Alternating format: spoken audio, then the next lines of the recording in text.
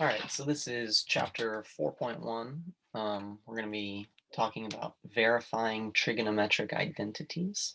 Um, yeah, so we already have quite a few identities that we're pretty familiar with. We have the reciprocal identities here, tangent and cotangent identities. These are also called the quotient identities, Pythagorean identities, and there's a few more forms of these that we'll look at on the other page, next page here, and our even and odd formulas. So all of these are some identities that we'll make use of to prove much more complicated ones.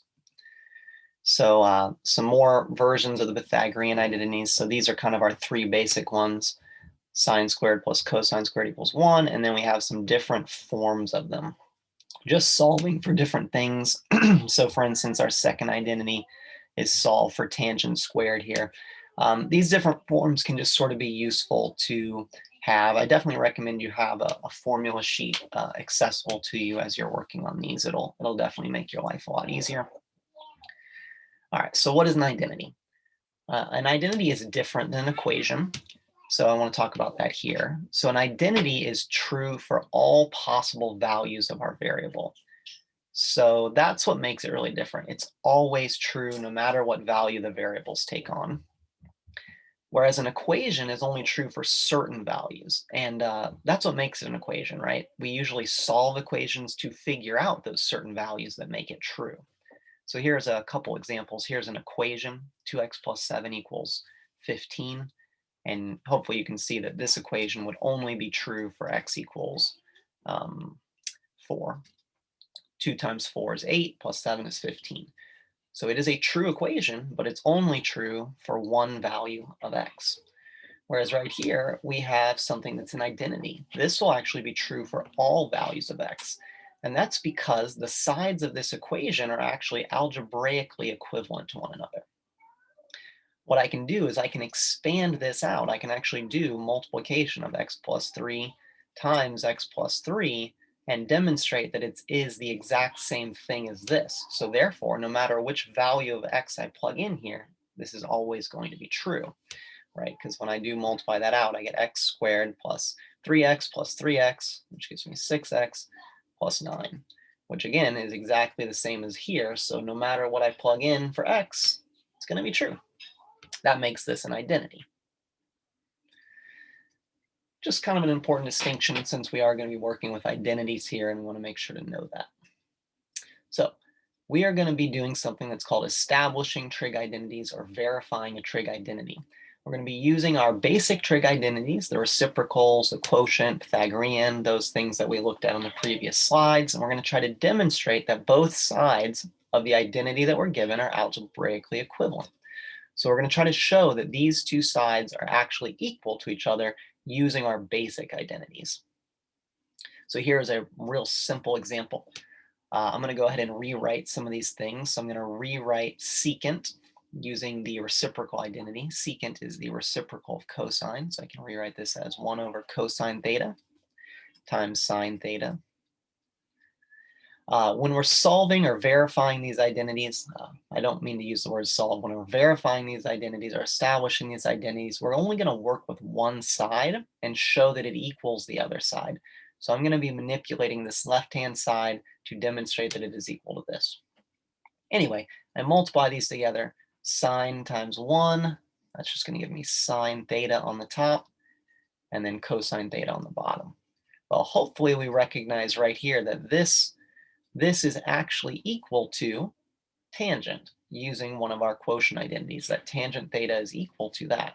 So I can replace this with tangent theta, and therefore we have demonstrated that this left-hand side through some basic identity manipulation is actually identically equal to the right-hand side, right? Tangent theta, tangent theta.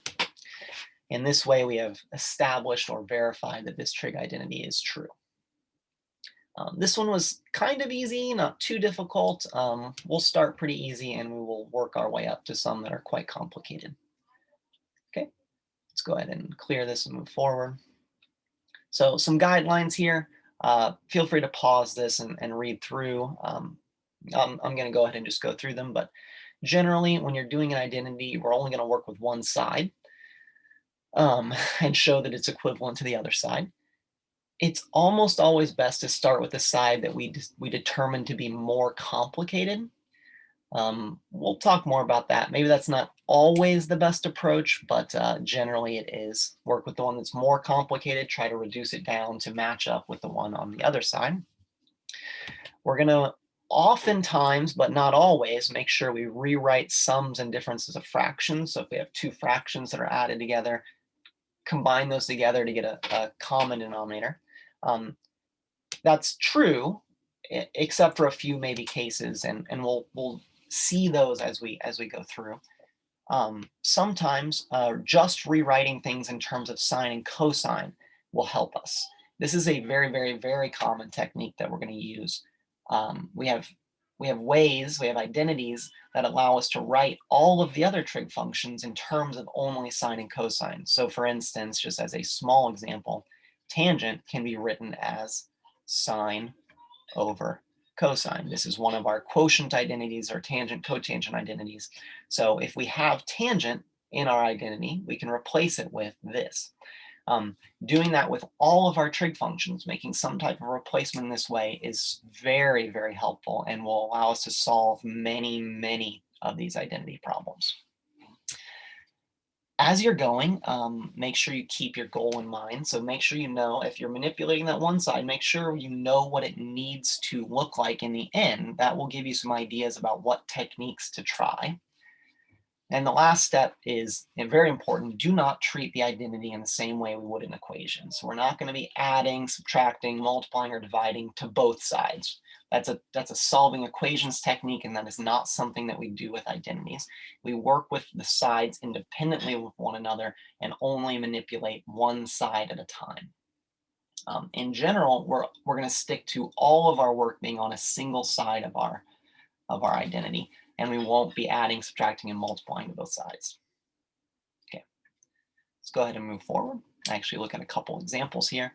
So here's one that's pretty similar to the one that we just did, but let's go ahead and go through that. We have our identity. Just looking at it, this one looks a little more complicated. The left side is a little more complicated here. It's two trig functions multiplied together versus one.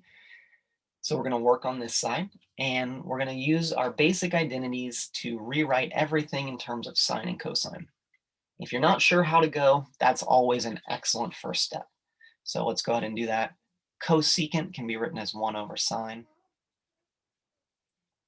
Tangent can be written as sine over cosine. So sine over cosine. Hopefully you can see that as we multiply these two things together, this cancels with this, and we end up with 1 over cosine. Well, 1 over cosine. Keeping in mind where we're going, we're trying to demonstrate that this is equal to secant. Here it is. This right here is equal to secant. This is the reciprocal identity for secant, so I can replace 1 over cosine with secant. And now we have verified that the left-hand side of our identity is actually identical to the right-hand side. We didn't do anything on the right. We just changed everything on the left-hand side to show that it matched the right exactly. All right. Hopefully that one was pretty easy. Let me go ahead and clear this. Go ahead and try this one. I'm going to go ahead and solve it, but if you want to try this on your own, feel free to pause it, bring up your identities and work on it. Okay. Again, the left-hand side here is more complicated. I'm going to be working with that. I'm going to rewrite everything in terms of sine and cosine. So cosecant is 1 over sine. This is our reciprocal identity for that. And cosine is just cosine, so we'll just leave that there, cosine. And now when I'm multiplying these together, 1 times cosine is cosine over sine. Nothing canceled out, but I was able to put them together into a singular thing. Let's keep in mind where we're going. We're trying to show that this is cotangent. Well, this right here is cotangent. This, using our quotient identities, is equal to cotangent theta. And there we go. We have verified this identity. We have established it. We have shown that it is equivalent using our basic identities. Okay. Not too difficult, hopefully. Again, we're starting easy. We're going to work our way to more complicated ones here in a bit. Let's move forward. All right, so here's a problem. Again, just sort of following our guidelines here, we have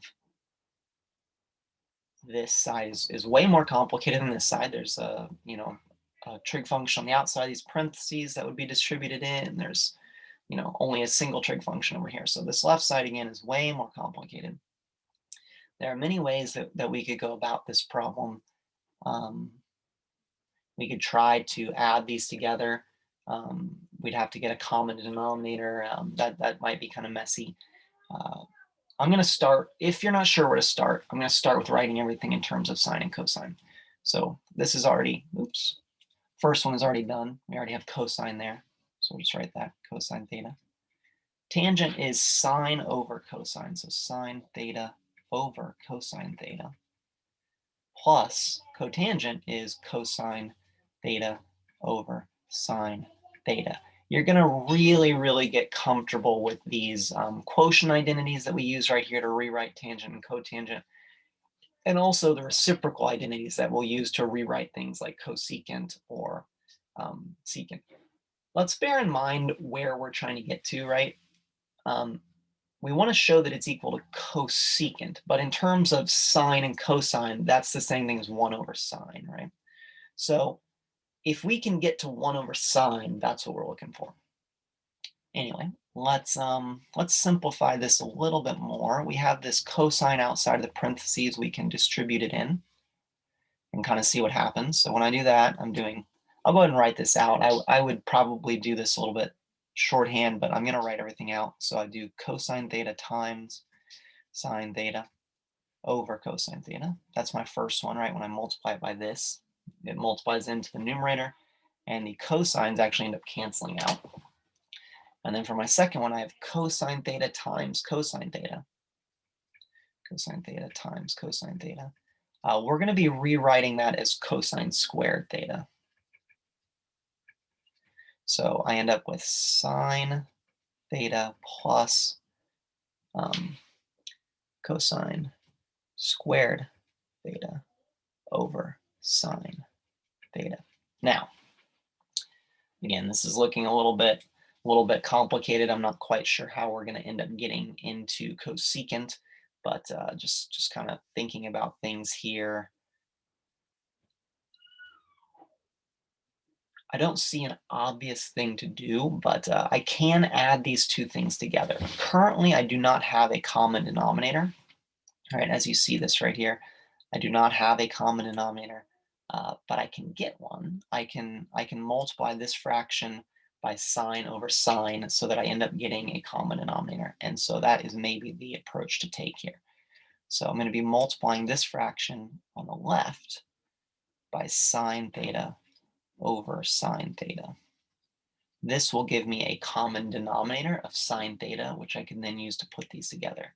And when I multiply sine theta times sine theta, I get sine squared theta over sine theta plus cosine squared theta over sine theta. Okay. I can put these together into a singular fraction. I'm going to go ahead and do that. I'm going to try to shrink this all up and see if that'll make this a little bit easier to view. Let's move this up a little bit to give myself some space. Okay, cool. Let's rewrite this as a singular fraction now. So everything's going to be over sine theta. And I have sine squared theta plus cosine squared theta over sine theta. Right here, I have a very important thing that I haven't used yet, but one of my Pythagorean identities has a replacement for this. Sine squared theta plus cosine squared theta is equal to 1. So that is actually just equal to 1. So I can make that substitution. I can now turn this into 1 over sine theta. 1 over sine theta, isn't that where we were going? That's what we were trying to get. So that's awesome. That is actually equal to cosecant theta. And therefore, we have now demonstrated through all of these algebraic methods that these things are actually equivalent to one another, only working on the left-hand side. This one was substantially more complicated. You can see how this process can get harder. We may need to add fractions together, distribute. We may end up doing things like factoring, and we have tons of identities to keep in mind, right? We have all the identities that allow us to write things in terms of sine and cosine, We have tons of Pythagorean identities that we got to keep in mind. But the more you do these, the more these things will sort of make sense to you. All right, let's go ahead and clear this and move forward. Again, this is very similar to the one we just did, so feel free to pause this and try it on your own. I'm going to go ahead and do this one. I'm going to do this pretty much the same way that I did the last one. So anyway, let's rewrite everything in terms of sine and cosine. So I have sine theta times, now cotangent can be replaced with cosine over sine. I'm going to do something in a minute to abbreviate all the writing. There can be just tons of writing with these problems. Once you get everything in terms of sine, mistake there, that should be cosine. And once you get everything in terms of sine and cosine, it can be easier to just shorthand writing sine theta and shorthand writing cosine theta. It just can make things a little bit easier. Some people like to just write sine just to get rid of the theta. Like you don't need that. That's not super important. We can rewrite it in when we're going. But to even make it shorter, I'm going to go ahead and just work with an S. So I'm going to call it sine S, and then cosine of C. So just to even make this shorter and make this seem more algebraic in nature, because it looks like now we're just working with variables and we can kind of treat these things in the same way. Anyway, let's distribute. Now we have sine cosine over sine, right? That's what we get here. And then here we end up with sine times sine, we end up getting sine squared over cosine. Again, notice some canceling we get, right? Now we have cosine over 1 plus sine squared over cosine. We got to add these together. We want to have a common denominator. We got to get a denominator of cosine. So multiply this one by cosine over cosine. So we end up with cosine squared over cosine plus sine squared over cosine. Again, I'm shorthanding this. It's a lot easier to write it out this way. You don't have to do it this way. In fact, you'll see most people write it all out, but it does make it easier, in my opinion. Now we want to write this as a singular fraction. So we have cosine squared plus sine squared over cosine. These go together, right? This is the same identity that we just saw in the last problem. Anytime you have cosine squared plus sine squared or sine squared plus cosine squared, these things are always just equal to 1. So we end up with 1 over cosine theta. Well, I was keeping in mind where I was going this whole time. I was trying to get here, right? Secant is just the same thing as 1 over cosine theta. So I've kind of gotten there. Let's replace this with simply secant because that's what it's equal to. And now we have verified this identity basically the same way we did the last one. You're going to find that there are many ways to do all of these problems. Just because I did it this way, that doesn't mean it's the only way that it can be done. I think this method is pretty straightforward, and I don't think I made any, errors in I don't think there was a way to do this significantly faster, but sometimes there is. Sometimes there's like a really quick way if you notice the proper identities or the proper technique to use. But that doesn't mean it's the only way. All right, let's go ahead and clear this one. All right, and this will be one of our final ones for this first part here. So here we have sine theta times cosecant theta minus cosine squared equals sine squared. The left-hand side is more complicated for sure. So I need to kind of work with this side. I'm trying to make it equal to sine squared.